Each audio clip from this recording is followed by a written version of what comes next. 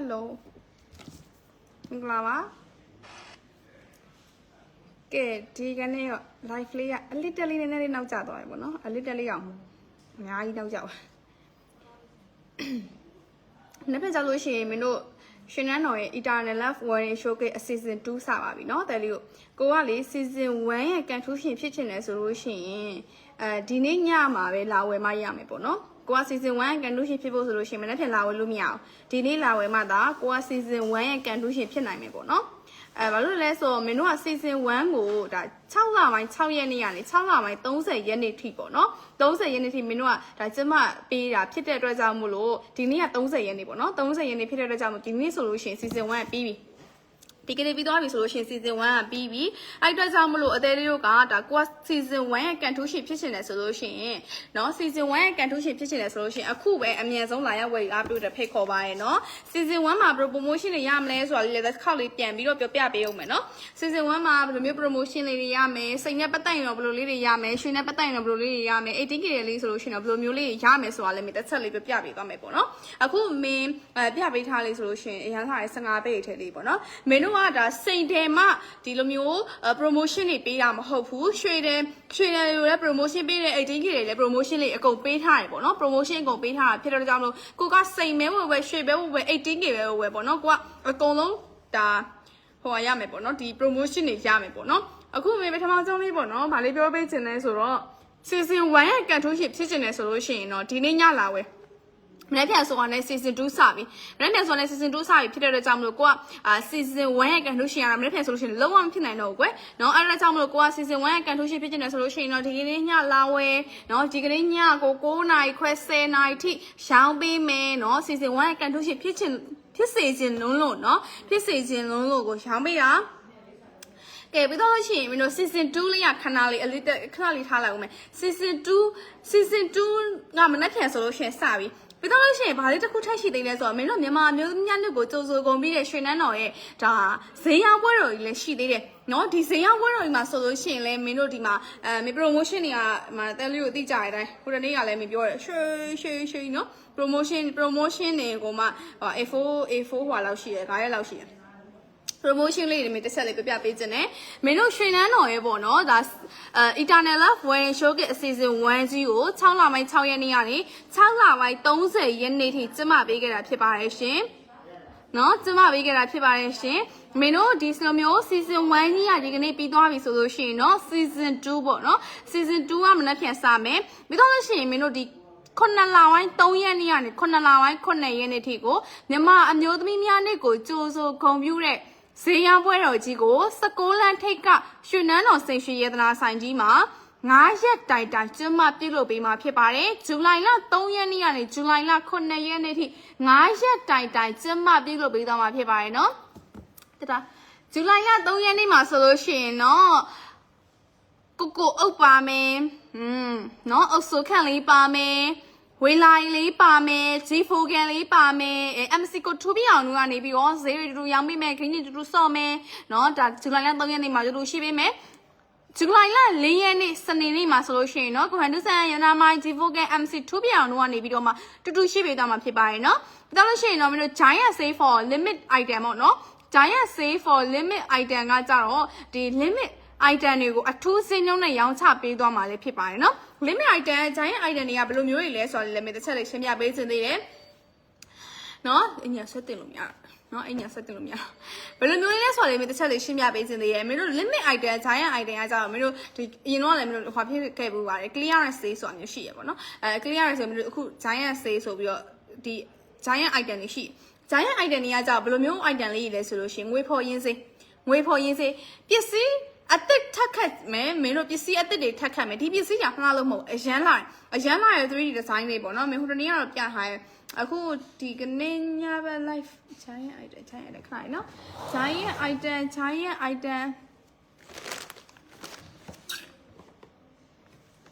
giant item လေးလည်းရှိရတယ်ဘာနော် giant item လေးရှိရပေါ့နော် giant item လေးကိုတော့မင်းခုနနေ့မနေ့ခင်းလိုက်ကတော့ပြထားတယ်ပစ္စည်းတွေမလှလို့မဟုတ်အရန်လှတဲ့ပစ္စည်းတွေပဲ အရန်လိုက်ပစ္စည်းတွေပဲဒါပေမဲ့မင်းတို့ဒီဂျိုင်းရဲ့ item ကကြတော့ငွေဖော့အရင်စိတ်ပေါ့နော်နောက်ထပ်ပစ္စည်းတွေမင်းတို့ထပ်ခတ်မှာဖြစ်တဲ့အတွက်ကြောင့်မလို့အသေးလေးတို့ကဒါလုံးဝငွေဖော့အရင်စိတ်ဟိုးအယောတွက်တို့အဲ့လိုမျိုးလက်ခတော့ဘာမှမပါဘဲနဲ့ဟိုးအောက်ဆုံးစိမ်းနဲ့ရရှိမဲ့အထည်တွေပေါ့နော်ဟိုးအောက်ဆုံးစိမ်းနဲ့ရရှိမဲ့အထည်တွေဒီအထည်တွေကိုအသေးလေးတို့ကဝယ်မယ်ဆိုလို့ရှိရင်အရန်တန်သွားပြီအခုချိန်မှာဝယ်အရန်တန်သွားပြီအရင်တော့မင်းတို့ခတ်ခဲ့တဲ့ဒီအထည်တွေအရန်လာတယ်ဒါပေမဲ့မင်းတို့ကငွေဖော့အရင်စိတ်ပေါ့နော်ဒီပစ္စည်းလေးတွေကိုထပ်ပြီးတော့အသက်ထက်ခတ်ချင်တာဖြစ်တဲ့အတွက်ကြောင့်မို့လို့ဒီပစ္စည်းလေးတွေကိုငွေဖော်ရင်းစစ်လုံးဝဒါဒီပစ္စည်းဖို့ပဲပြီးရောတော့လည်းမပေးနဲ့လက်ခလည်းမပေးနဲ့အဲ့လိုမျိုးလုံးဝဟိုးအောင်ဆုံးစိငွေဖော်ရင်းစစ်နဲ့မင်းတို့ရောင်းချပေးမယ် item ရှိရ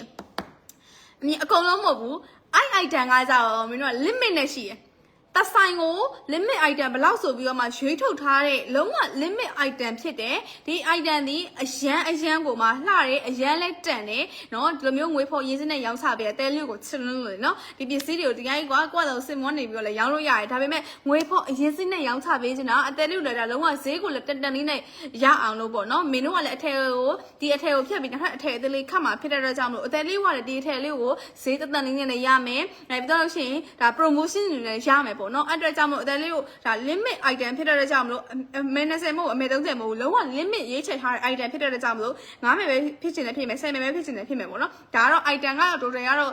့မင်းတို့ဒီ16လမ်းထိပ်ကပွဲမှာဆိုလို့ရှိရင်လည်းဒီ item တွေရှိမယ်ပေါ့နော် limit item ဆိုပြီးတော့တီးတန့်ကိုရောင်းချပေးမယ်အထည်ဒီဟဲရီကငွေဖော်အရင်စင်းနဲ့လုံးဝဟိုးအောင်ဆုံးဒီပစ္စည်းဖို့เนาะဒီပစ္စည်းဖို့လေးပဲပေးဆိုပြီးတော့လုံးဝဟိုးအောင်ဆုံးတွေရောင်းချပေးမဲ့ limit item မှာเนาะငွေဖော်အရင်စင်းနဲ့ရောင်းချပေးမဲ့အထည်တွေဖြစ်တဲ့အတွက်ကြောင့်မလို့เนาะပစ္စည်းကမှတ်လာမှာမဟုတ်အရန်လာတဲ့ပစ္စည်းတွေလည်းပါတယ်ပေါ့เนาะမင်းတို့ဒီတက်လေးကိုတချို့ပစ္စည်းတွေဆိုရှင်ခဏလေးမင်းမရှိသေးလားမသိ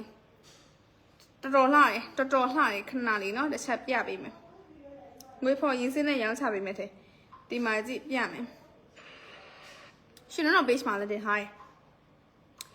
နော်ရှင်တော့ base မှာလည်းတင်ထားတဲ့ခါကျတော့လေမင်းတို့ရှင်တော့ base မှာတော့တနေရာထဲမှာစုံ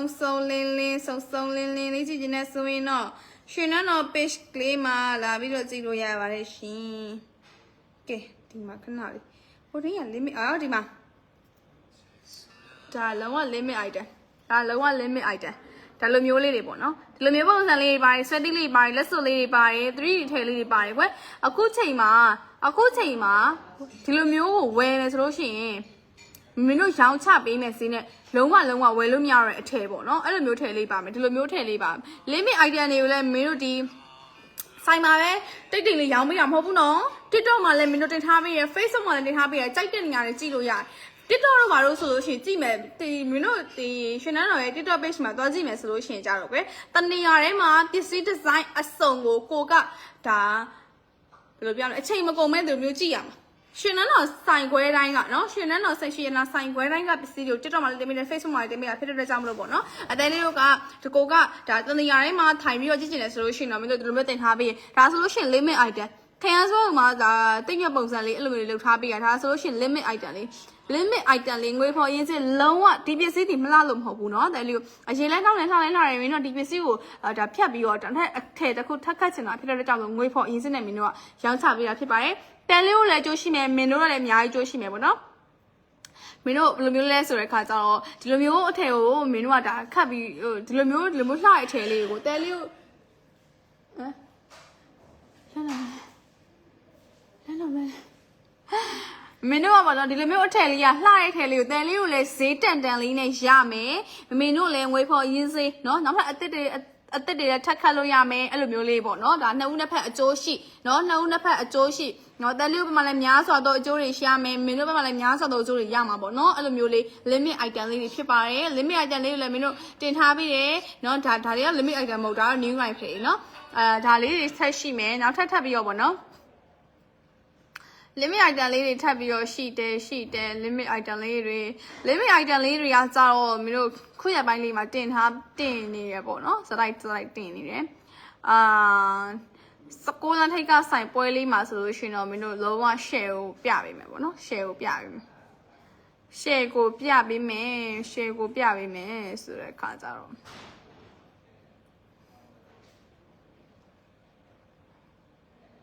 ဒီလိုမျိုးကွယ်တဆိုင်ကိုဘယ်နာမည်ဆိုပြီးမင်းတို့ထုတ်တာဒီလိုမျိုးဒီငကတ်လေးဆိုလို့ရှိရင်အရန်လား ဒီတက်ကလေးတို့ဒီဘောဆွဲလေးဆိုတော့အရန်လှစိန်ငင်းလှတယ်သိလားဟိုဘယ်လိုပြောရမလဲပစ္စည်းကမင်းတို့ခတ်ထားတော့ကြာပြီပေါ့နော်ကြာတဲ့ဟောင်မှာငွေဖော်ရင်းစေးနော်ပစ္စည်းအစ်စ်ပေါ့နော်ဒါဂျိုင်းရန်စေးဆိုတာမင်းတို့ဒီမှာဆိုလို့ရှိရင်တစ်နှစ်လုံးမှာတက်ခါဟိုရင်တော့ဆိုလို့ရှိရင်ဂျိုင်းရန်စေးဆိုပြီးတော့လုပ်ပေးရဟုတ်ရင်တော့အဲ့လိုမျိုးဂျိုင်းရန်စေးဆိုပြီးလုပ်ပေးရဂျိုင်းရန်စေးဆိုလို့ရှိရင်ဒီတစ်နှစ်လုံးမှာဒီတစ်ခါပဲဒီ ဒီလိုမျိုးပစ္စည်းကိုအရင်စိမ့်နေရမှာကျန်နေလာဆိုလို့ရှိရင်တော့တခြား promotion တွေရှိမှာပေါ့နော်အဲ့လိုမျိုးတစ်နှစ်လုံးဟိုးရင်တော့ဆိုလို့ရှိရင်အဲ့လိုတစ်နှစ်လုံးမှာတစ်နှစ်ပတ်လုံးမှာဒီလိုမျိုးလေးလပိုင်းဆိုလို့ရှိရင်ဒီလိုမျိုးဂျိုင်းရန်ဆေးတွေကိုရောင်းပေးတယ်เนาะဂျိုင်းရန်ဆေးဒီလေးလမှာရောင်းပြီးသွားလို့ရှိရင်အဲ့ပစ္စည်းအားပေးသွားတဲ့အသေးလေးကလည်းလုံးဝဟိုးငွေဖော်ရင်းစေးเนาะလုံးဝဒါဈေးကိုတန်လေးနဲ့လေးရမယ်ပစ္စည်း quality ကောင်းကောင်းလေးကိုဈေးတန်လေးနဲ့ရမယ်မင်းတို့ကလည်းအထည်ထက်ခတ်ဖြစ်တယ်ပေါ့နော်အဲ့လိုမျိုးထည်လေးဆိုတဲ့ခါကျတော့အသေးတက်လည်းဆင်ပြီးရမင်းတို့လည်းဆင်ပြီးရထည်လေးပေါ့နော်အဲ့လိုမျိုးလေးရှိတယ်ပေါ့နော်အဲ့လိုမျိုးလေးတွေလိုချင်တယ်ဆိုလို့ရှိရင်လည်းပြောပေးနော်အဲ့ဒါလေးတွေလည်းမင်းတို့ကဂျိုင်းရဲ့ဆေးလေးကိုလည်းရောင်းချပြီးသွားမယ် limit နော် limit ရှိတယ်ပစ္စည်းတိုင်းကိုဂျိုင်းရဲ့ဆေးဂျိုင်းရဲ့တန်ဖိုးနဲ့ရောင်းချပြီးမှာမဟုတ်မင်းတို့သတ်မှတ်ထားတဲ့ item လေးတွေကိုပေါ့နော်ဒါလို့ရှိရင်စိန်တယ်တွေကိုလဲရောင်း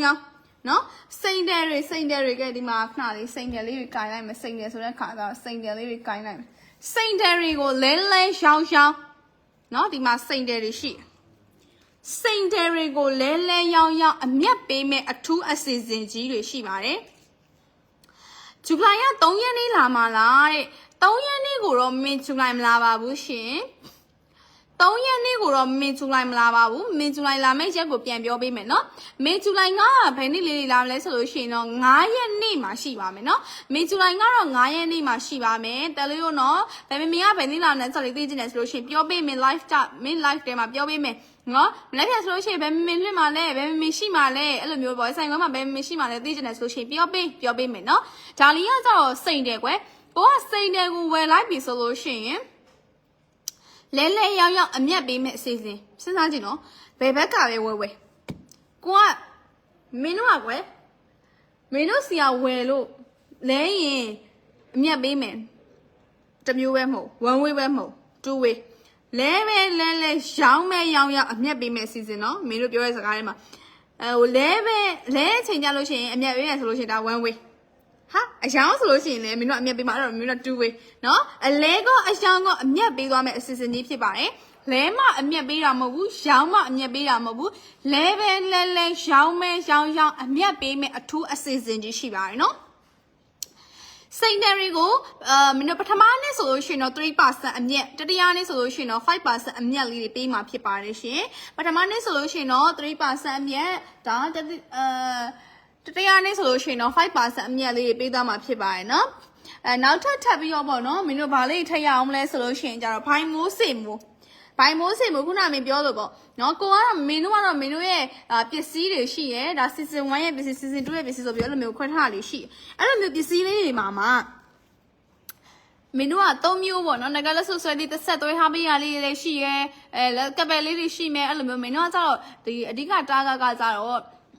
ဒီကပ်ပဲတွေအတွက်ပေါ့နော်ကပ်ပဲတွေအတွက်ရည်ရွယ်ပြီးတော့ရောင်းချပေးတာဖြစ်တဲ့အတွက်ကြောင့်မလို့ကပ်ပဲတွေပါမယ်ငကလက်ဆွဆွဲလေးတွေပါမယ်မင်္ဂလာဆောင်တဲ့ခါကျလို့ရှိရင်ကိုကဝတ်ချင်တဲ့ပုံစံတွေဒီဇိုင်းတွေပါမယ်ပေါ့နော်အဲ့လိုမျိုးဒီဇိုင်းတွေပါမယ်ပေါ့ပြန်ထည့်တယ်ဘိုင်မိုးစိတ်မိုးပိုဝဲလေးပိုတန်လေးဒီတမျိုးမြတခွင်းမဲယူရင်မြတခွင်းဘူးမဲတန်မယ်ဟောဘေးက GI လေးမှထည့်ယူလိုက် GI ဘိုးမှတန်မယ်ကွနော်မင်းတို့အခုလိုမျိုးပစ္စည်းတမယ်ဝယ်မယ်ဆိုလို့ရှိရင် 20% discount ပစ္စည်းတမယ်ဝယ်ရင် 20% discount ဟုတ်ပြီနော်ပစ္စည်းတမယ်ဝယ်ရင် 20% discount ပစ္စည်း2မယ်ဝယ်ရင် 25% discount ပစ္စည်း2မယ်ဝယ်မယ်ဆိုလို့ရှိရင် 25% discount ပစ္စည်း3မယ်ဝယ်မယ်ဆိုလို့ရှိရင်တော့30% တိ discount ပေးသွားမှာဖြစ်ပါတယ်ရှင်အရင်တည်းလေအဲ့တော့ကိုက3မျိုးလောက်ဝယ်ဖို့စဉ်းစားထားရဆိုရှင်အိုး30% တန်သွားပြီနော်ပြီးတော့လို့ရှိရင်အရောအတွက်လက်ခပုံနော်ရွှေတွေကိုလည်းအရောအတွက်လက်ခပုံမူတည်ပြီးတော့ 10% ကနေ 20% ထိ short ပေးသွားမှာလည်းဖြစ်ပါတယ်မင်္ဂလာပါမင်္ဂလာရေးမင်္ဂလာပါရှင်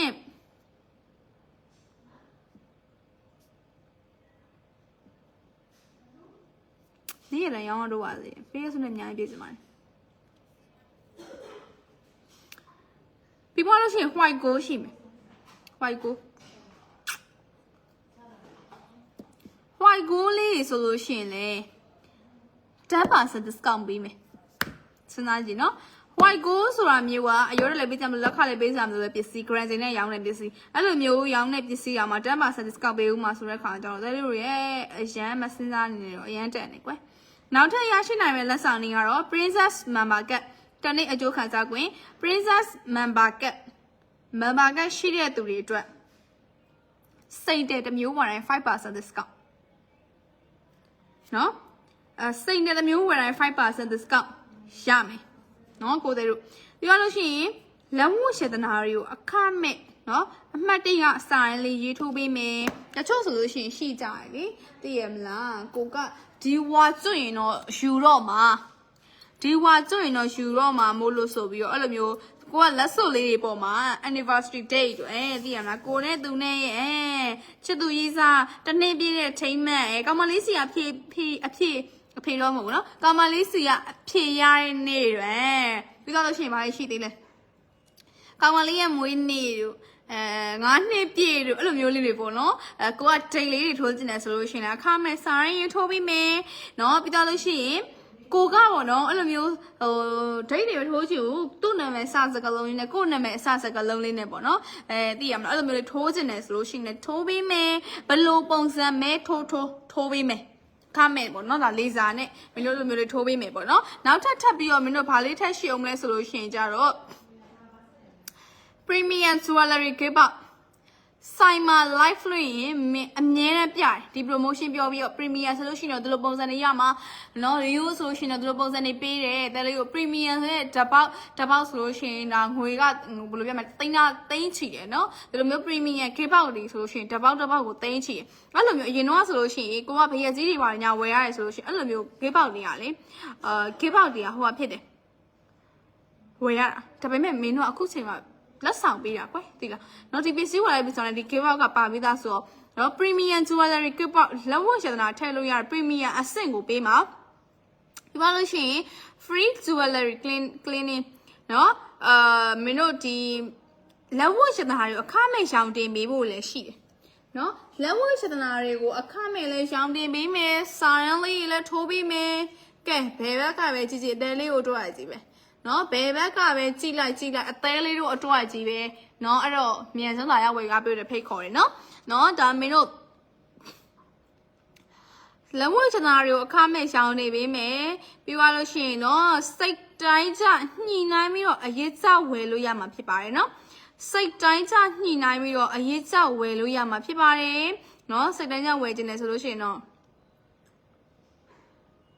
မမြန်လေးလာဝယ်မှရမယ်လားစင်ရေးကြပေါ့နော်ငွေပေးချေပြီးတော့စိတ်တန်းကြဝင်လို့ရတယ် customize ပေါ့နော်တယ်လီယိုကပထမလောက်30%ကွယ်သွင်းခြင်းတယ်ဒုတိယလောက်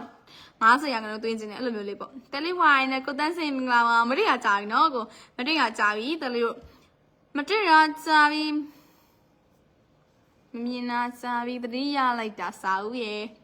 နော်ဒီပါလို့ရှိရင် honeymoon anniversary 5 star hotel မှာ2ညတစ်လကို3တွဲ5 star hotel မှာ2ညတစ်လကို3တွဲမဲဖောက်ပေးမယ်ကန်ထူးရှင်ဖြစ်ရှင်ဒီညတစ်ခါလေးလာဝယ်မှရမယ်ဟဲ့ဒီညလာဝယ်ပြီးတော့ဘယ်လို5 star hotel မှာလဲကိုကမဲပေါက်သွားတယ်5 star hotel မှာလဲ2ညတစ်လကို3တွဲထဲမှာမဲဖောက်တာကိုကမဲပေါက်သွားတယ်ဒါပေမဲ့ကို့မှာကရေးစားတာမရှိဘူးနော်အပြိုလေးလူပြိုလေးဆိုတဲ့သူတွေမပူနဲ့တငယ်ချင်းနဲ့လည်းရတယ်နော်သိရမလားတငယ်ချင်းနှစ်ယောက်ကွယ်တငယ်ချင်းနှစ်ယောက်လက်စွပ်နှစ်ခွင်းစင်တူဝဲဝါးကြဒီလိုမျိုးလေးဟဲ့တက်လို့ဆိုတငယ်ချင်းနှစ်ယောက်စင်တူဝဲဝါးကြဖြစ်စင်တော့5 star hotel 2ညတစ်လောက်3တွဲမဲဖောက်မဲ့ကန်ထူးရှင်တွေမှာပောက်သွားပြန်အဲ့လိုမျိုးပောက်သွားဆိုလို့ရှိရင်လေကိစ္စမရှိဘူးမင်းတို့ကဒါ5 star hotel 2ညတစ်လောက်3တွဲလို့ပြောထားရမယ်လေ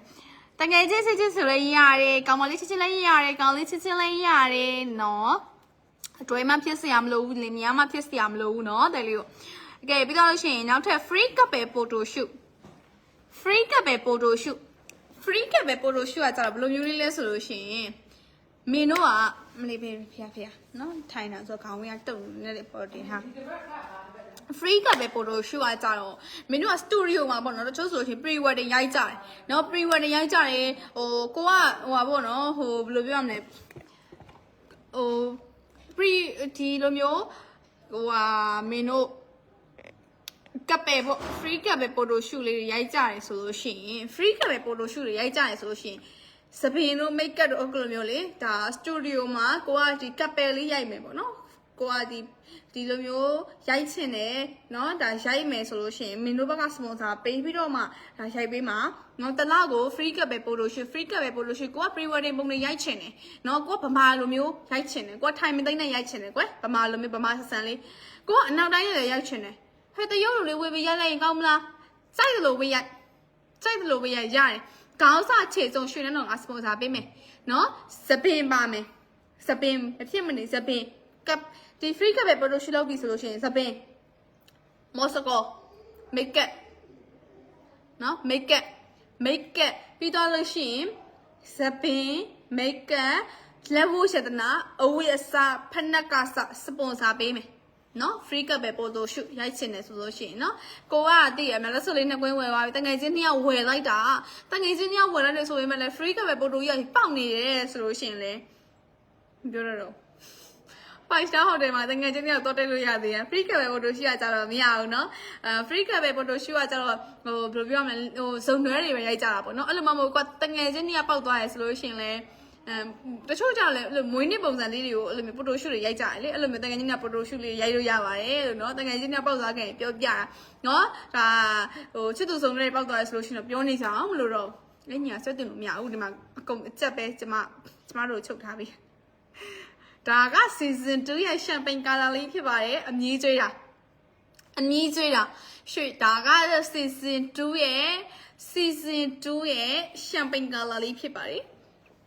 ရှမ်ပိန်ကလာလေးနဲ့ရမ်းလှနေတော့ကျမ season 1 to 5ရှိရယ်ပြမယ်နော် season 1 to 5ရှိရယ် season is 1 to 5နေရလားမရဒီမှာဒါလေးက season 1 2 season 1ဒါလေးက season 2ဒါလေးက season 2ရဲ့အင်ကြီးကာလာ things လေးseason 2ရဲ့အင်ကြီးကာလာ things လေးနော် season 2ရဲ့အင်ကြီးကာလာ things လေး season 3မိုက်တယ်ကွာ season 4 season 5လာမယ် season တွေလာမယ်ဒီကနေ့ကတော့ဒီနောက်လာကတော့ season 2လေးဖြစ်ပါတယ်ရှမ်ပိန်ကလာလေးဖြစ်ပါတယ် season 1ရဲ့ကန်ထုံးရင်ဖြစ်ဖို့ကဒီကနေ့ည live မှာလာဝယ်မရပါမယ်အဲ့လိုမှမဟုတ်ဖ ೇನೆဒီနေ့ညတော့မဝယ်တော့ဘူးကွယ်မနေ့ပြင်မှာဝယ်တော့မယ်ဆိုလို့ရှိရင်တော့ season 2ရဲ့ကန်ထုံးရှင်ဖြစ်နိုင်တယ် season 1ရဲ့ကန်ထုံးရှင်ကတော့ season 1ရဲ့ကန်ထုံးရှင်ကတော့ဖြစ်နိုင်တော့မနေ့ပြင်မှာလာဝယ်ဆိုလို့ရှိရင်တော့ season 2ရဲ့ကန်ထုံးရှင်ဖြစ်နိုင်ပါသေးတယ်season 1 to 8လည်းရှိရနော်စကူလန်ထိတ်ကဒါမြန်မာမျိုးသမီးများတို့ကိုကျိုးဆိုကွန်ပျူတာဇေယျပွဲတော်လည်းရှိရနော်အသေးလေးတို့အသေးစော်လေးတို့အသေးကျော်ပဲလော်လေးတို့နော်တဲကျော်ပဲလော်လေးတို့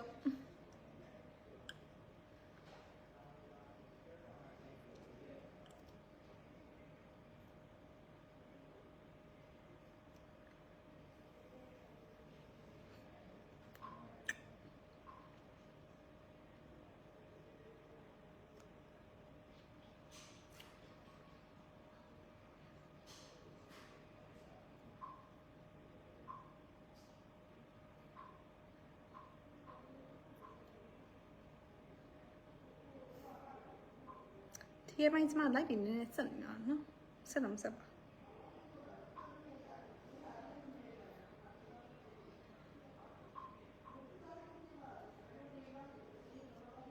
ကဲအဲ့ဆိုလို့ရှိရင်ဘာဒီဇိုင်းတွေကြီးစင်တွေလည်းပြောပြအောင်နော်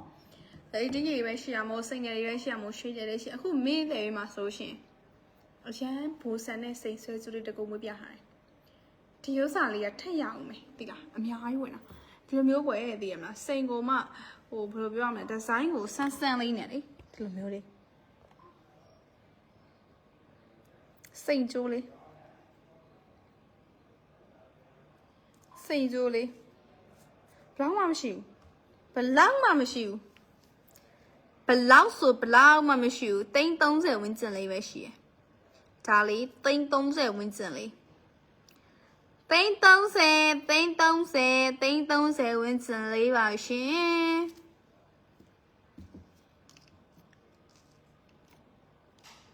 နော်ဒါလေး330ဝန်းကျင်လေးအခု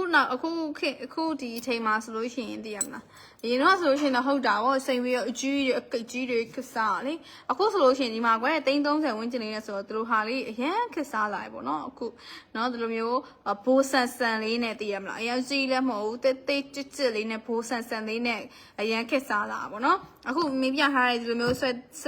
သီးကကြိုးလေးဆိုလို့ရှိရင်ဒါဆိုလို့ရှိရင်စိန်လေးတွေပါတယ်ကွစိန်ကနည်းနည်းလေးအောင်သေးရပေါ့နော်အဲဒီနေရာမှာသိရမလားဟာစိန်9ရက်ဒီအဲ့လိုမျိုးတရဒီတပွေနဲ့ဆိုလို့ရှိရင်တော့မလေးဘလောက်တောင်မိုက်စားဖြစ်နေလိုက်မယ်နော်ဒီလိုမျိုးချီဟာရီလည်းရှိရယ်နော်ချီဟာရီလည်းရှိတယ်ချီဟာရီရိုးကပ်ပဲရီမဲမွေးချင်မှုနော်ချီဟာရီနဲ့မကောင်းကလေးကို propose လုပ်ချင်တာကပ်ပဲလက်စုပ်ကိုချီဟာရီမဝေးချင်တာချီဟာရီလည်းရှိရယ်နော်ကပ်ပါပြီးသားเนาะ GI လည်းရှိတယ်ဒီမှာဒါလေးဆိုလို့ရှိရင် GI เนาะကောင်မလေးနဲ့ကောင်လေးနဲ့ GI 1ဆက်လေးဝှချင်တဲ့ပါဝှချင်တယ်ဆိုလို့ရှိရင်เนาะဒီမှာဝှချင်တယ်ဆိုလို့ရှိရင် GI เนาะ GI နဲ့ပတ်သက်ပြီးတော့သိရမလားအဲ့လိုမျိုး GI ဆွဲသည့် GI နက GI လက်စုပ်ပဲမဟုတ်ဘဲနဲ့ကောင်မလေးနဲ့စိစက်လက်စုပ်ကိုလည်း GI ဝှချင်တာGI ဆိုတဲ့အသေးလေးတွေအတွက် GI လည်းရှိပါမယ်เนาะ GI ဒီမှာ GI ဆိုလို့ရှိရင်မင်းတို့စီမှာ site ဆုံးရည်ဆုံးကန်းလာဆုံးเนาะကြိုက်တာပြောကွယ်ကြိုက်တာပြောမနေ့ရည်လိုချင်တာလဲเนาะဘာကာလာလိုချင်တာလဲเนาะဒီဥစ္စာလေးဆိုလို့ရှိရင် GI ကပ်ပါရီလည်းရှိပါတယ်အဲ့လိုမှမဟုတ်ဘဲနဲ့ GI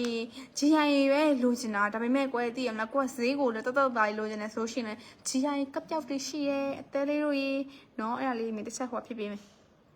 ပြပေးဦးမယ်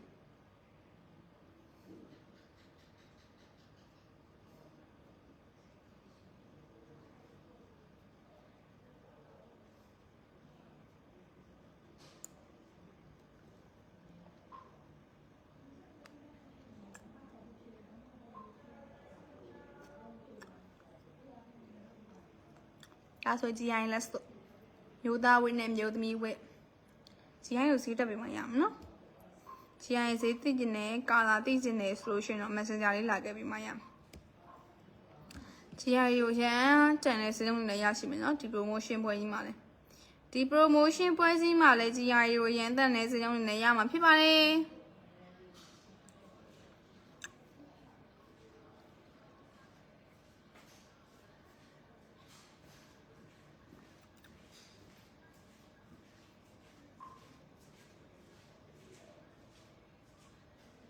小高嘛子，小高嘛子，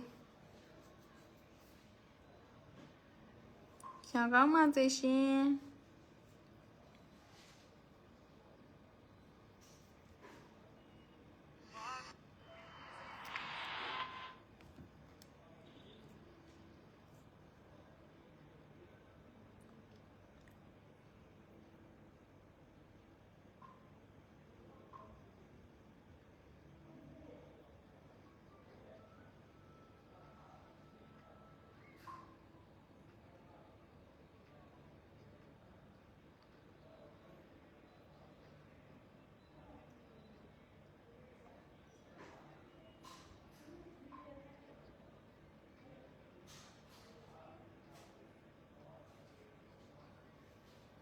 မွေးရတာရလည်းရှည်ပတ်နေလို့ပဲမွေးရတာရလည်းရှည်ပတ်နေလို့ပဲမိုးရအဲ့လိုဖြစ်လို့လေမိုးရတာကဘာပြောလဲ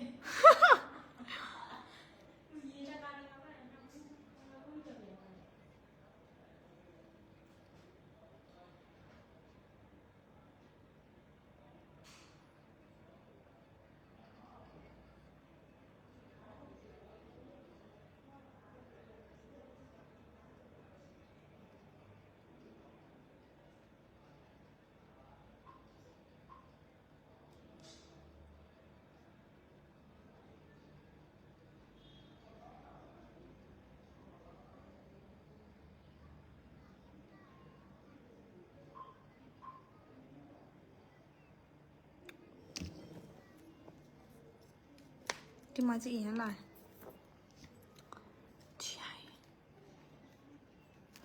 ချီရိုင်းနော်မျိုးသားနဲ့မျိုးသမီးနဲ့ကောင်မလေးကို propose နော် propose ကိုချီရိုင်းလက်စွပ်မှာဝှချင်ပါတယ်ဆိုတော့မမကြီးတွက်ကောနော် propose ကိုကောင်မလေးကိုချီရိုင်းလက်စွပ်မှာပေးချင်ပါတယ်ဆိုတော့ကိုကိုရဲ့တွက်ကော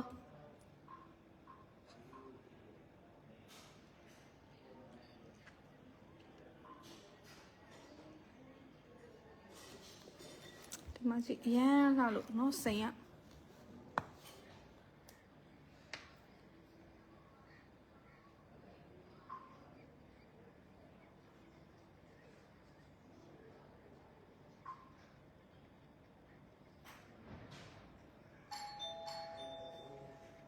ဒီမှာနော်အရန်လှတယ်သူကအလေတပွင့်နေနေမဟုတ်ဘေးစိန်နဲ့ပါတယ်နော်ဘေးစိန်နဲ့ပါတယ်ဒါလေးဆိုလို့ရှင်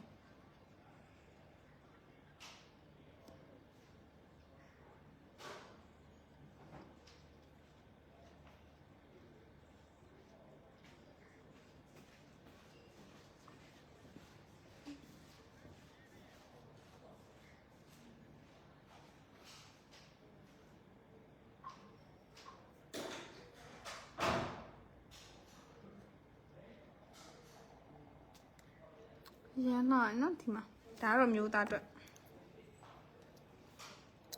ချီရေးဈေးသိကျင်တယ်ဆိုလို့ရှိရင်တော့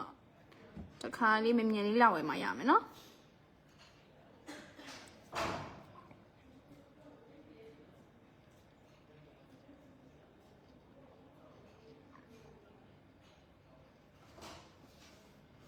ကဲမမခင်မျိုးသိမင်္ဂလာပါအိမ်ဝင်လာလေးလည်းမင်္ဂလာပါရှင်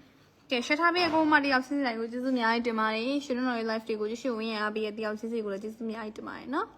ဒါလေးကတော့ GI လေးဖြစ်ပါတယ်19လထိပ်ကရှင်တို့ဆိုင်ပေါ်မှာလည်းလာပြီးတော့အားပေးလို့ရပါတယ်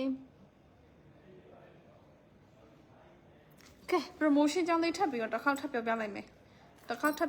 promotion နေနဲ့ promotion နေခဏခဏကြာပြီးတော့အများကြီးခဏခဏလာဝင်အောင်လို့နော်မင်းတို့ရွှေနန်းတော်ရဲ့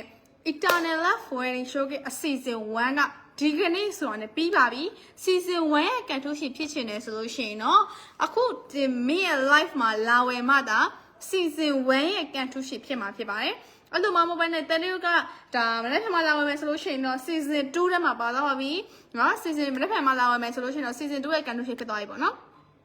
ပြတော့လို့ရှိရင်တော့အသက်တွေကမင်းတို့ဒီ season 1မှာကန်ထိုးရှင်ဖြစ်နေဆိုလို့ရှိရင်တော့အမြန်ဆုံးဒီအခုပဲလာပြီးတော့အပေးဦးတမီးကဖိတ်ခေါ်တယ်ပေါ့နော်အဲ့လိုမှမဟုတ်ဘဲနဲ့ကိုကဒီညတော့ကြည့်ထားမယ်ကွယ်ဒီပစ္စည်းလေးကြိုက်တယ်ညီမလေးမနေ့ဒီညယူမယ် season 1ထဲမှာထည့်ပေးတော့ဆိုလို့ရှိရင်ထည့်ပေးမယ်နော်ထည့်ပေးမယ်အဲ့လိုမှမဟုတ်ခဲနဲ့ဘာနော်မနေ့ပြန်မှလာဝယ်မယ်မနေ့ပြန်ညမှလာဝယ်ပြီးတော့ season 1နဲ့ထည့်ပေးပါဆိုလို့ရှိရင်တော့ထည့်ပြီးလို့မရတော့ဘူးနော်အဲ့တော့ကိုက season 1ရဲ့ကန်ထိုးရှိဖြစ်နေတယ်ဆိုလို့ရှိရင်တော့အခုလာဝယ်မှပဲရမယ်နော် season 1ရဲ့ကန်ထိုးရှင်ဖြစ်နေတယ်ဆိုရင်ပြပြရနော်အကယ်လို့မဟုတ်ကိုက season 2ရဲ့ကန်ထိုးရှင်ဖြစ်နေတယ်ဆိုလို့ရှိရင်ရတယ်မင်းတို့ကလေ season 1မှာကိုကကန်ထိုးသွားပြီးပြီမို့လို့ပေါ့နော် season 2တက်မပေးတော့ဘူးလားမဟုတ်ဘူးနော် season 1မှာလည်းကိုကကန်ထိုးရှင်ဖြစ်ပြီးတော့ season 2မှာလည်းကန်ထိုးရှင်ဖြစ်နိုင်တယ် season 3မှာလည်းကန်ထိုးရှင်ဖြစ်နိုင်တယ်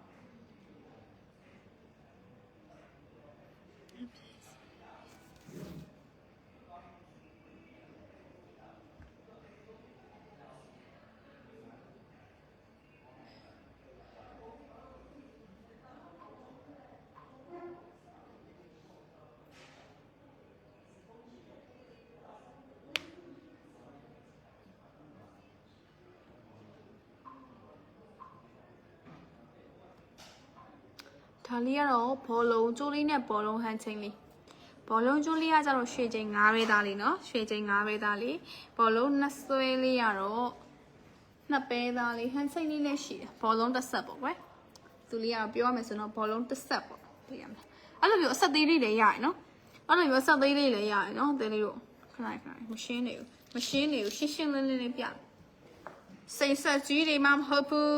ရွှေဆက်သေးကလေးလည်းရှိတယ်သိရမလားရှင်နော်ဆိုပြီးတော့ဆက်ကြီးတွေရှိရတယ်ထင်းနေမှာဆိုတော့အဲ့လိုမျိုးဆက်သိကလေးလည်းရှိတယ်နော်ဒီမှာဆက်သေးလေးတွေဆက်သေးလေးတွေလည်းဝယ်လို့ရတယ်နော်ဆက်ကြီးတွေမှမဟုတ်ဆက်သေးလေးတွေဝယ်လို့ရပါတယ်ဒီမှာဒီလိုမျိုးလေးဒီမှာစီကျိုးလေးရယ်ဟန်ချင်းလေးရယ်လက်စွပ်လေးရယ်နဂက်လေးရယ်တစ်စလုံးမှဘယ်လောက်မှမရှိဘူး6ပဲ3ပဲ9ပဲ10ပဲတစ်စလုံးမှ3ခွာပဲ3မှတ်သားပဲဝိုင်ကမယူသေးဘူးလားဘာယူရမှာလဲကလေးပဲရှိသေးတာကလေးပဲရှိသေးတာကို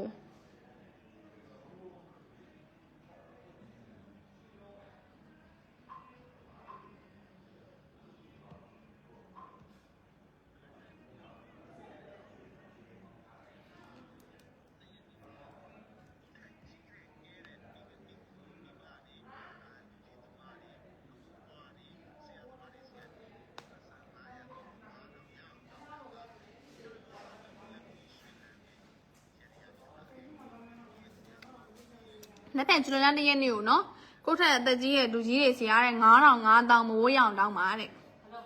တလားလုံးငွေမပြတ်ဘူးတဲ့တကယ်ပြောအသက်ကြီးရဲ့သူစီရလောက်ပဲကြီးရ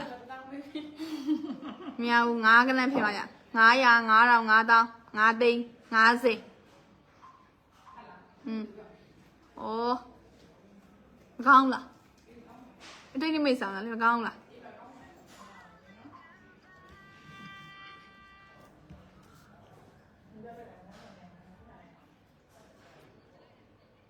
တယောက်ထဲစီရရမ်းမှဖြစ်ပါနော်လူခွဲပြီးတောင်းပြီး9000ပြပါလို့မရအောင်နော်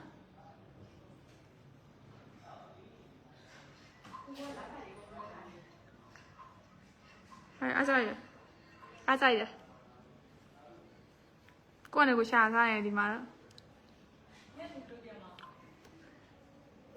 အတော့19ရက်နေကကိုပေါ့နဲ့ကိုဖြစ်နေရမမေရတိတ်ကြလားနော်မမရရဂျိန်းလာလာဘယ်နှစ်ရက်နေ့19ရက်နေ့6လပိုင်း19ရက်နေ့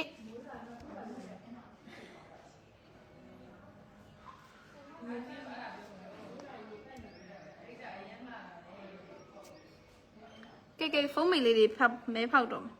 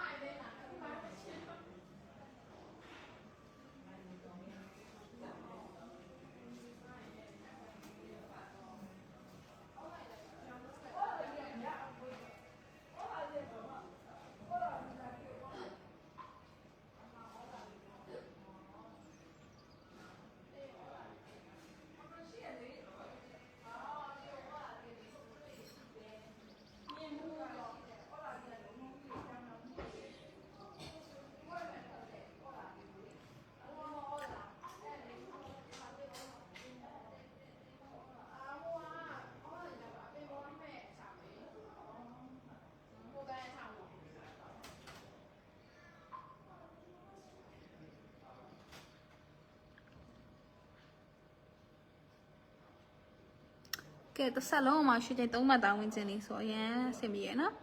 တစ်ဆက်လုံးမှာရွှေချိန်3မှတ်သားလေးပါအခုမြင်ပြပေးထားတဲ့ဘောလုံးလေးကိုကြိုက်နေတဲ့လိုဝယ်ယူပေးခြင်းလဲဆိုလို့ရှိရင်တော့မင်းတို့ရွှေနန်းတော်စိတ်ရွှေလာဆိုင်ကြီးရဲ့ရွှေနန်းတော်ဆိုင်ကွဲတိုင်းမှာပေါ့နော်လာပြီးတော့အပ်ပေးလို့ရပါတယ် live ထဲမှာလည်းဝယ်ယူအပ်ပေးလို့ရပါတယ်ရှင်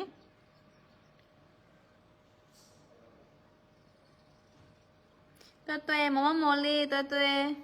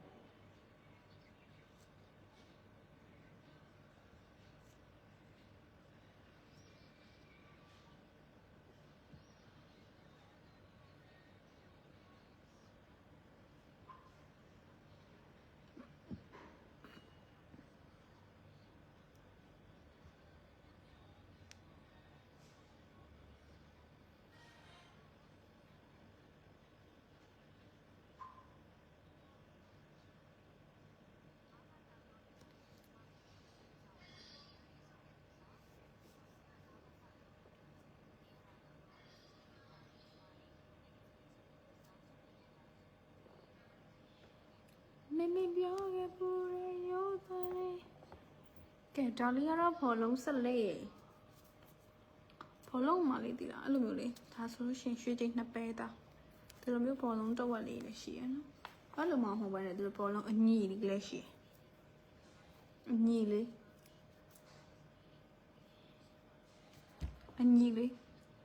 တကုံးလုံးပေါ်မှာရွှေချိန်3မှတ်သားဟဲ့10ပဲသားပဲရွှေချိန်3မှတ်သားအောင်ရွှေချိန်10ပဲသားရွှေချိန်10ပဲသားဘောလုံးဟန်ချိန်ဘောလုံးကျိုးဘောလုံးဟန်ချိန်နော်ဘောလုံးကျိုးဘောလုံးဟန်ချိန်ကြိုက်တာယူ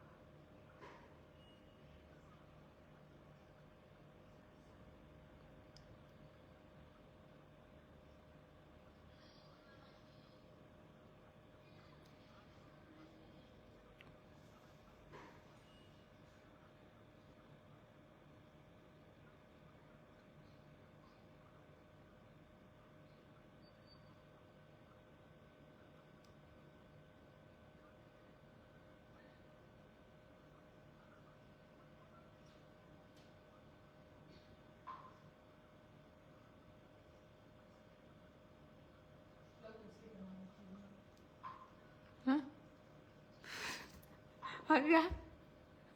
စိတ်နှမ်းရှိလို့ရဟေးပါမနဲ့တမင်နောက်ရဲ့မှာတွေ့စိတ်နှမ်းရှိလို့မလားညနာဝက်ချန်နေထွက်နေတာပဲကြည့်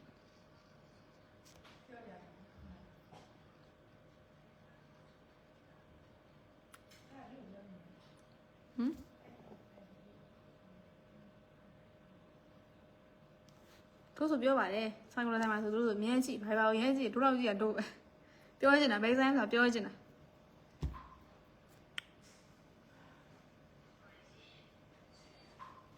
ဘာဖြစ်လဲ baby မှားလို့လားမိုက်ပြန်ရခိုင်းတော့အားမနာနဲ့သလားဟောမော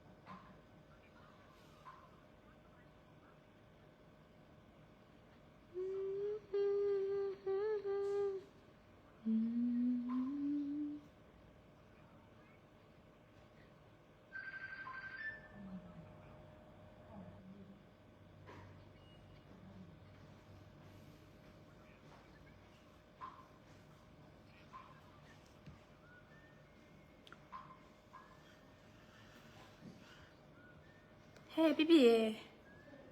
နေကိုပြောတာဟဲ့ငါနေပို့လိုက်ဒီမှာပါဒါလေးကတော့15ပဲရေဘောလုံးဟန်ချိန်ကိုရွှေချိန်30ပဲသားเนาะဘောလုံးကြိုးကြီးပဲရွှေချိန်10ပဲသားဒီမှာကြည့်ပြမယ်ဆိုင်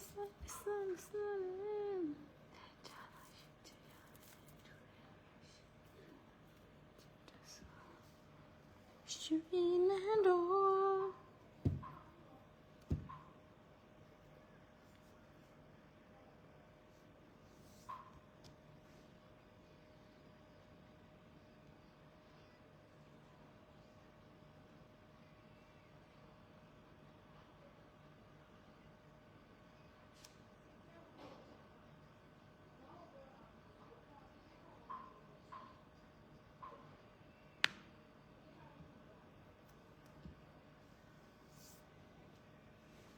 ဒါလေးကရွှေချိန်10ပဲသား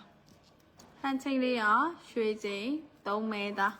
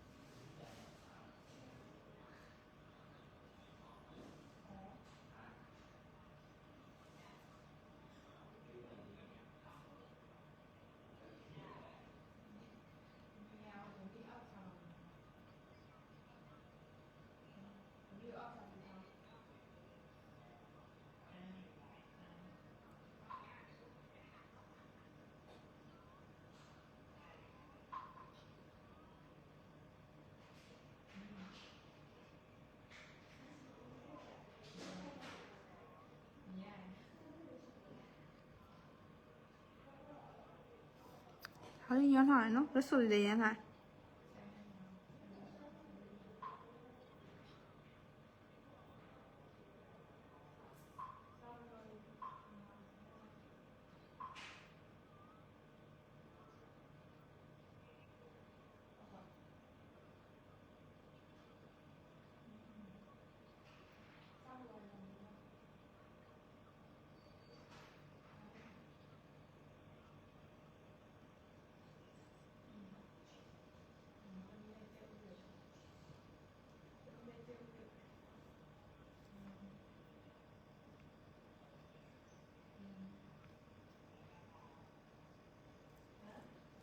明明ပြောခဲ့ဘူးလေ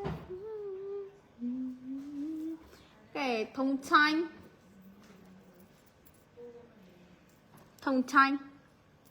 စိတ်ကမလားရှန်ကိုစားစီမင်းမယ်လေ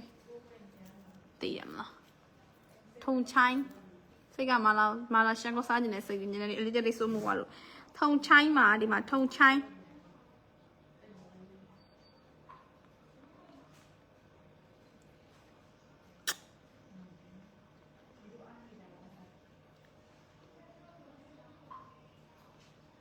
ချင်းလေးပြပြန်သေးလားဟော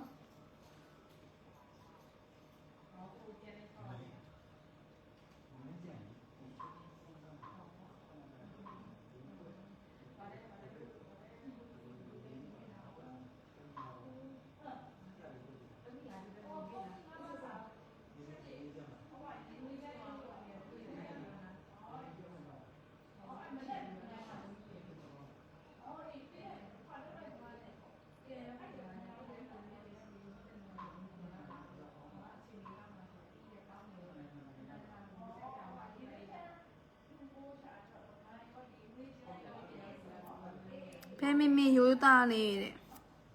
ရိုးသားတဲ့ဖိုးတစ်ခွားလေးကိုပြောပြရမလားရိုးသားပါတယ်စူးစမ်းပါတယ်ဆိုတဲ့သူတွေကဆိုလို့ရှိရင်တော့သူရှိမလဲရိုးသားပါတယ်စူးစမ်းပါတယ်ဆိုတဲ့မမေဆိုလို့ရှိရင်တော့ရိုးသားဆုံးကိုပြောပြရမလား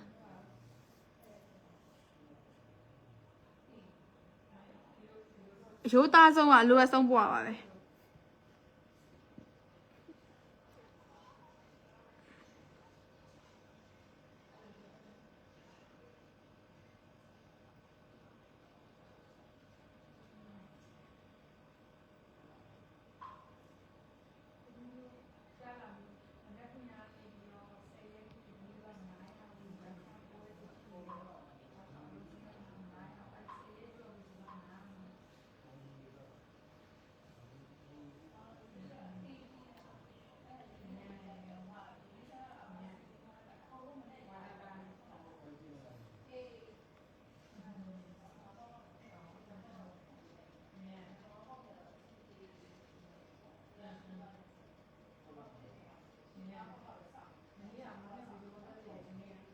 ထုံချိုင်းဆက်ကျိုးရတစ်ချက်ခွဲဟန်းချင်းရ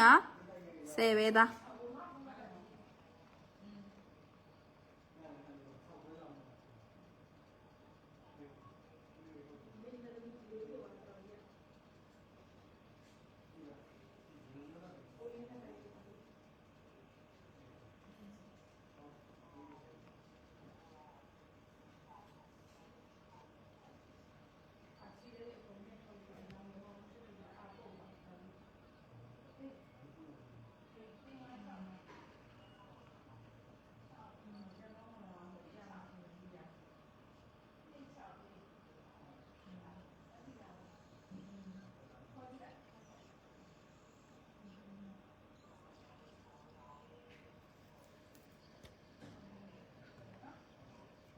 ထုံချိုင်းဆက်ကျိုးလေးရတစ်ချက်ခွဲဟန်းချင်းလေးရ6ပဲသား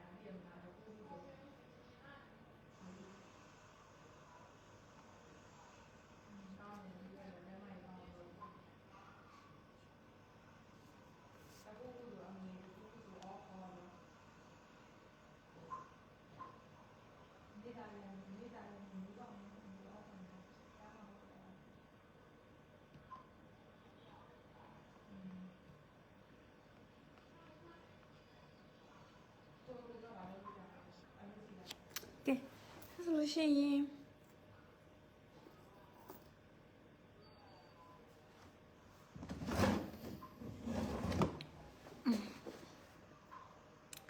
နံပါတ်လေးတစ်ခုမှန်ပြီမလားနော်နံပါတ်လေးတစ်ခုမှန်ပြီနံပါတ်လေးတစ်ခုမှန်ပြီပါ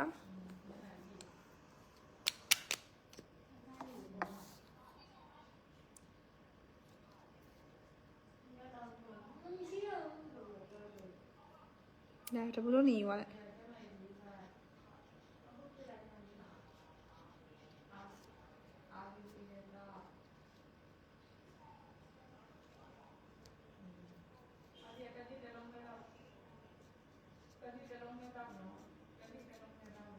นี่แค่นี้จะรอแค่ไหนနံပါတ်လေးတစ်ခုပေါ့နော်နံပါတ်လေးတစ်ခုမှန်ပြီပါဒီမှာနော်နံပါတ်လေးတစ်ခုမှန်ပြီပါမှန်တဲ့သူကိုဒီကနေ့ရဲ့ဖုန်းမေ9000ပေးပါမယ်ရှင်ဖုန်းမေထည့်ပေးရမိမိရဆိုလို့ရှိရင်နော်နေမကောင်းသေးတဲ့အတွက်ကြောင့်မို့လို့ခဏဆောင်ပါအောင်နော်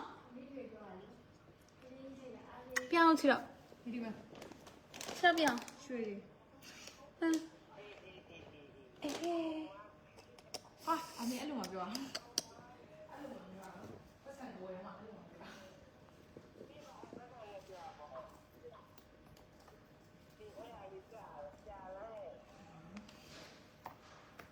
အမေကြိုးလဲနှစ်ချက်ကြိုးလုံးလေးတော့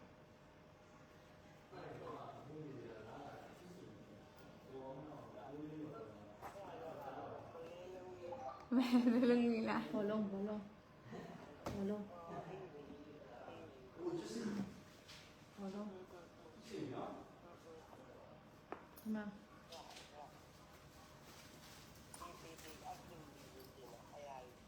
အမေကိုအမှလေးငါးမူသားလောက်ထားတယ်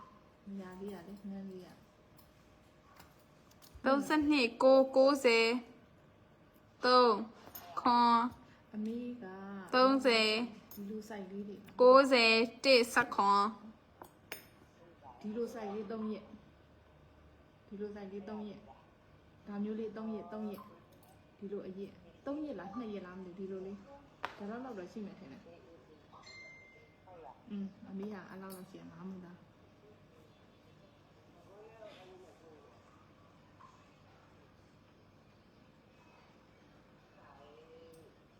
ဒီလောက်မှနေတော့ဖလာရတော့685သိန်းမဝယ်ဝေးတော့အိမ်ဝင်းမဝယ်မယ်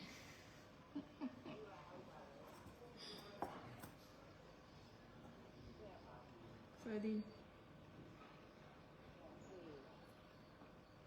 ဝါစိတ်နဲ့ပြညာဒေး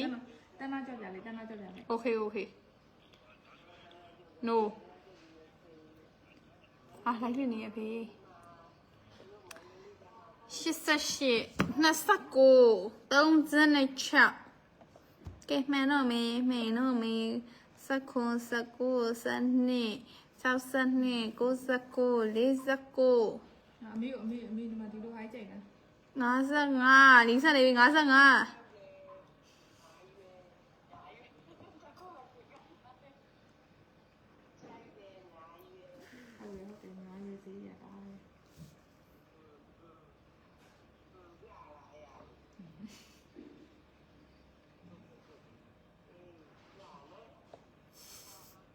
လာနော်လိုက်ပြီသမီးရပြနာပေါ့လေဟုတ်တယ်ငါသမီးရချက်တော့ကြည့်ရ56 85 99 19别人丢的有56ရန်နီစနေ ငါသမီးရလေး95ပေးကြပါလားမလေး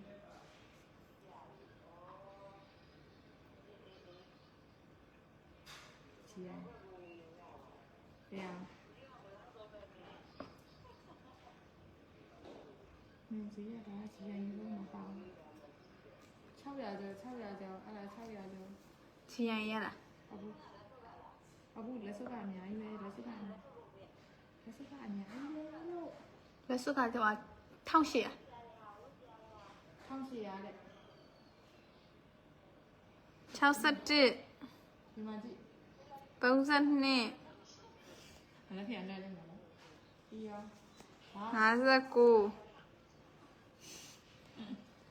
ဒီရွေးရရဲ့ အမကျိုးပြောင်းရကျိုးပြောင်းရဟဲ့နော်စုမိဆောင်မိ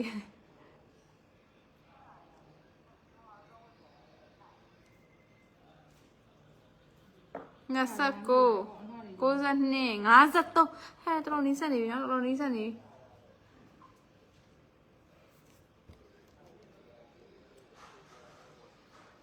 ဟုတ်တယ်လေအိမ်ဝင်မဲ့ဝင်မှာနော်မတိုင်းရတော့ဝင်မှာအိမ်ဝင်မဲ့ဝင်မှာမှန်တယ်မိသမီးရဲ့အိမ်ဝင်မဲ့ဝင်မှာအဲ့ဒါဟ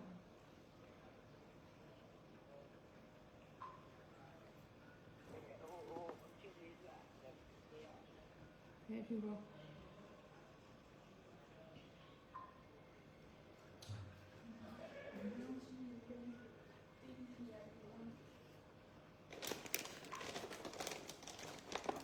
Come on, that's the thing.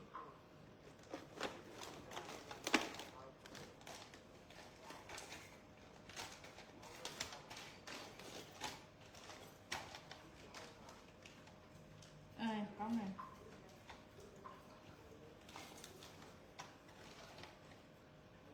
60 58 56အဲ့ဒါကိုရောဝါကြပါ59 59 53ဟာတော်တော်လေးဆက်နေပြီလို့အဲ့ဒါကိုကြောဝါကြ54နမလေးနင်းတယ်လူတို့ပူရှာတော့လိုက်လူတို့ပူရှာတော့လိုက်85 93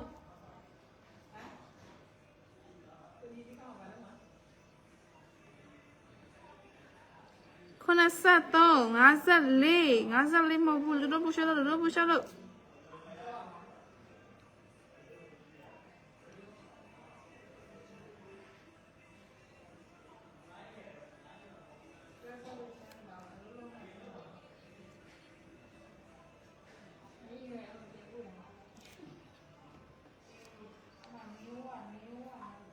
你အဲ့လို emoji ပဲရရှာ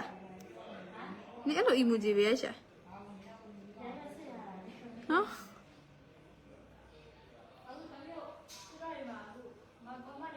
54 59ဖတ်တယ်လေအေးတွေ့အဲ့ဆေးရလားဟဲ့မမီ对52ပါအဲ့တခုကြောပါ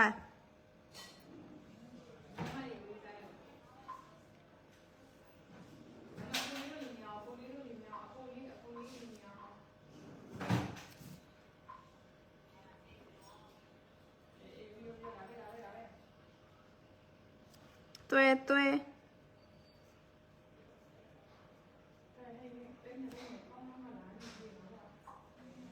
မလေးပြောတော့ပြင်ငါတော့မြူတဲ့နေဘာလေးပြောမှမသိသိရသေးတော့စောရှိတယ်မြူတဲ့နေလို့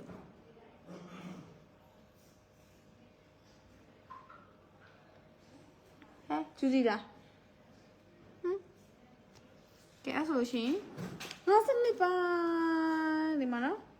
သိမ့်ပါဦးဒါငါဒါနှစ်နော်ကဲအဲ့ဆိုလို့ရှိရင်တရပေါက်သွားပါတယ်ရှင်းတန်းတော်ရဲ့ internet နဲ့ဝယ်တဲ့ showcase season 2ကြီးမှာလည်းလာရောက်ဝယ်ရပြတဲ့ဖိတ်ခေါ်ပါတယ်မြန်မာမျိုးသမီးများကိုကြိုးကုန်ပြီးတော့မင်းတို့ရှင်းတန်းတော်ဆင်ရှင်လာဆိုင်ကြီးရဲ့19နှစ်ထိပ်ကရှင်းတန်းတော်ဆိုင်ပွဲမြန်မာမျိုးသမီးများနဲ့ computer ဆရာပွဲတို့ကြီးကိုလည်းလာရောက်ဝယ်ရပြတဲ့ဖိတ်ခေါ်ရင်းနဲ့မင်းလိုက်ကိုမင်းကဒီမှာမြင်လာပါလိမ့်ရှင်အားလုံးပဲတတားပါ